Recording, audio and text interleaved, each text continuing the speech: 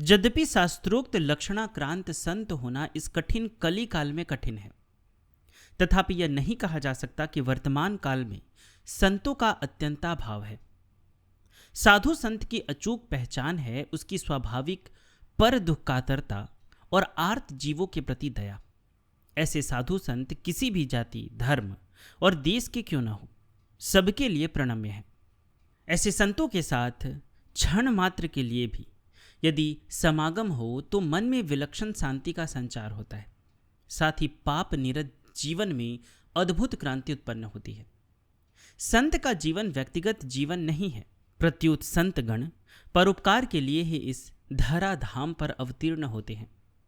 जब दयामय भगवान को किसी जीव पर कृपा करनी होती है तब वे उसके सामने संत के रूप में प्रकट होते हैं। मेरी इस धारणा का आधार मेरा एक बार का व्यक्तिगत अनुभव है। उसी अनुभव का संक्षिप्त वर्णन करना इस क्षुद्र लेख का उद्देश्य है। सन 1898 ईस्वी के अप्रैल मास की बात है। मुझे कारण विशेष सहसा इटावा त्यागना पड़ा। इटावा छोड़ने के पूर्व मन में यह प्रश्न उठा कि इटावा छोड़ जाया जाए तो कहाँ।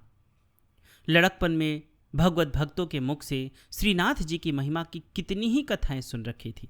सुना था श्रीनाथ जी बड़े भक्तवत्सल हैं। इस कलिकाल में भी उनकी जागती कला है। हठी भक्तों को भी वे हताश नहीं करते। कई एक हठी भक्त उनके प्रत्यक्ष दर्शन कर अपना जीवन सफल कर चुके हैं। लड़कपन में सुनी इन कथाओं की स्मृति उस समय सहसा जागृत हुई और वहीं जाने का निश्चय किया। इटावी से आगरा फोर्ट और आगरा फोर्ट से मावली के टिकट ले यथा समय में चित्तौड़गढ़ जंक्शन पर उतरा। यहीं से मालवी को जाना होता है। मालवी उन दिनों उस स्टेशन का नाम था जिस पर उतर लोग श्रीनाथ द्वारे जाते थे। मावली जाने वाली ट्रेन के छूटने में कई घंटे की देर थी, अतः मैं चित्तौड़गढ़ स्टेशन के बाहर कंपाउंड में एक वृक्ष के नीचे दरी बिछा और बैग पर सिर रखकर लेट गया। थोड़ी ही देर बाद निद्रा देवी ने कृपा की और मैं सो गया।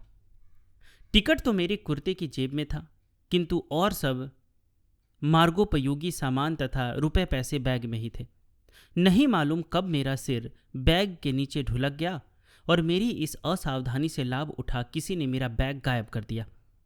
आंख खुलते ही बैग न देख चित्त की चंचलता अवश्य बढ़ी और शरीर पर कुर्ता तथा दरी को छोड़ और कुछ भी पास न होने पर भी मेरे पूर्वकृत संकल्प में तिल भर भी अंतर न पड़ा। पास का सर्वस्व खोकर भी मैं श्रीनाथ जी का नाम ले मावली जाने वाली गाड़ी में चुपचाप जा बैठा। गाड़ी चली और यथा समय उसने मुझे मावली स्टेशन पर पहुंचा दिया। वहां यह जानकर कि स्टेशन से कई मील पैदल चलकर श्रीनाथ द्वारे पहुंचना पड़ेगा, मन फिर चंचल हुआ। किंतु सहृदय स्टेशन मास्टर ने मेरा वृतांत सुन मुझे एक बैलगाड़ी पर पीछे की ओर बिठा दिया। यह बैलगाड़ी वह थी जो नित्य मावली स्टेशन से फलों की पार्सलें श्रीनाथ जी के लिए लेने आया करती थी। जब श्रीनाथ द्वार 2-3 मील रह गया तब गाड़ीवान ने यह कहकर मुझे उतार दिया कि गाड़ी पर सवारी बैठाना मना है, कोई देख लेगा तो मैं नौकरी से छुड़ा दिया जाऊंगा। साथ ही मुझे उसने एक पगडंडी दिखलाई और कहा, इस राह से श्रीनाथ द्वारा बहुत पास है। कुछ भाड़ा तो दिया ही नहीं था, अतः गाड़ीवान से मैंने कुछ न कह पगडंडी पकड़ी। सायंकाल हो चुका था, अंधकार छाता जा रहा था, किंतु अन्य उपाय न देख बगल में दरी दबा मैं चल दिया। अंधेरे में राह भूल गया और ना मालूम किधर जा निकला। अंधेरे में चलने से कई बार पत्थर के ढोकों से पैर के उंगलियां घायल हो लहूलुहान हो गई। आगे बढ़ने पर गड्ढा जान पड़े। अब धैर्य ने साथ न दिया। दिन भर का भूखा प्यासा था, पैदल चलने का अभ्यास न था, अतः 1.5-2 घंटे बराबर चलकर भी जब बस्ती न दिख पड़ी और पैर भी जवाब देने लगे तब एक पत्थर पर बैठ गया। आंखों से आंसू निकल पड़े और कातर कंठ से विपद्विहारी हरि का स्मरण निकला। परम कृपालु भगवान दयाद्र हुए। एक डांस ने गर्दन पर काटा। सहसा पीछे को मुंह फेरा तो देखा कि वहां से थोड़ी ही दूर पर पेड़ों के झुरमुट में आग जल रही है। जी में जी आया और हिम्मत बांध उधर की ओर चल पड़ा। पास जाकर देखा जटाजूटधारी एक साधु धूनी रमाए बैठे हुए हैं। मुझे देख वे मुस्कुराए और बोले, क्यों बच्चा, कैसा भटका? इस पर उत्तर देते हुए मैंने कहा, भगवन, अपरिचित मार्ग पर चलने से बड़े बड़े भटक जाते हैं। मैं तो इस मार्ग का अभिनव बटोही हूं। मेरा उत्तर सुन साधु बाबा खूब जोर से हंसे और बोले, अंधेरे में फिर भटक जाएगा। अब रात यहीं बिता, उजाला होने पर श्रीनाथ द्वारे पहुंचा दिया जाएगा। उस चट्टान पर लेट जा। उनके इस आदेश को चुपचाप सिरोधार्य कर दरी बिछा चट्टान पर जा लेटा। भूखा प्यासा और थका मांदा तो था ही, अतः लेटते ही अचेतन सो गया। रात भर खूब सोया। जब पौ फटी तब आंख खुली और बजाय चट्टान के अपने को श्रीनाथ द्वारे की धर्मशाला के पीछे वाले बाग में पीपल के नीचे भूमि पर पड़ा पाया। राह चलने लगी थी। धर्मशाला में टिके लोग आपस में बातचीत करते इधर से उधर आ जा रहे थे। मैं उस समय आश्चर्यचकित था। लोगों से बातचीत करने पर अपने को श्रीनाथ द्वारे में पा अत्यंत प्रसन्न हुआ।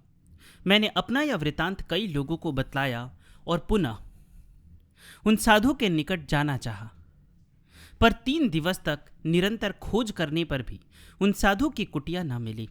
उस समय श्रीनाथ द्वारे में वामन नामक एक विद्वान थे। उनके आगे जब मैंने अपना उक्त वृतांत कहा तब वे बोले, यह सब नटवर नागर की लीला है। साधु के रूप में दर्शन दे श्रीनाथ जी ने तुझे कृत कर दिया। तेरी यात्रा सफल हो गई। मुझे इस प्रकार अनायास और सुरक्षित अवस्था में उस विकट वनस्थली से बस्ती में पहुंचाने वाले कोई योगी संत थे अथवा स्वयं श्रीनाथ जी, यह मैं कहने में असमर्थ हूं। वे जो कोई भी क्यों न रहे हो। उस दिन से साधु संतों के प्रति मुझे पूर्ण अनुराग हो गया है। मेरी धारणा तो अब यह है कि परोपकार व्रत परायण साधु संतों की कृपा से ही पाप प्रधान इस कलयुग में त्रिताप से उत्तप्त जीवों को सुख शांति मिल सकती है।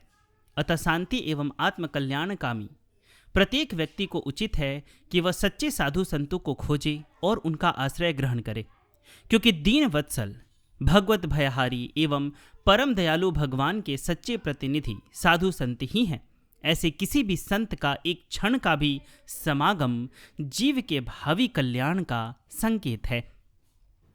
अभी आप लोगों ने जो भी सुना, इसे मैंने कल्याण के संत अंक से लिया है। अगर आप ये पुस्तक प्राप्त करना चाहते हैं तो उसका लिंक मैंने डिस्क्रिप्शन में दिया है। अगर आप भारत से बाहर रहते हैं, विदेशों में रहते हैं, और अगर आप इस पुस्तक को प्राप्त करना चाहते हैं तो amazon.com पे आप सर्च कर सकते हैं। अगर आपको मिल जाता है तो ठीक है, और अगर आपको नहीं मिल पाता है तो आप हमसे संपर्क कर सकते हैं। मैंने डिस्क्रिप्शन में अपना लिंक दिया है, व्हाट्सएप का नंबर दिया है, तो आप हमसे संपर्क कर सकते हैं, मैं आपको उपलब्ध करा दूंगा।